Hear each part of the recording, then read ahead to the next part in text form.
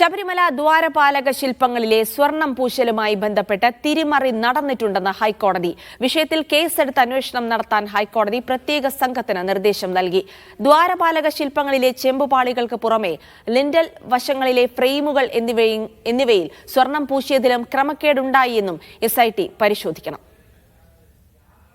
Devaswom chief vigilance and security officer അന്തിമ report ഹൈക്കോടതിയിൽ നൽകി.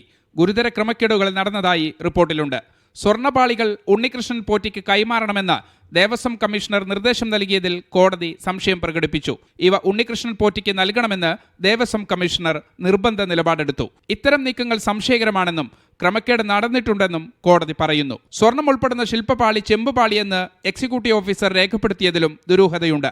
ശബരിമല ശ്രീകോവിലിന്റെ വാതിൽപാളിയുടെ സ്വർണ്ണ നിറം മങ്ങിയതിലും കോടതി സംശയം പ്രകടിപ്പിച്ചു. മുഴുവൻ ഇടപാടുകളിലെയും സമഗ്രവശങ്ങൾ കേസെടുത്ത് അന്വേഷിക്കാൻ കോടതി പ്രത്യേക അന്വേഷണ സംഘത്തിന് നിർദ്ദേശം നൽകി.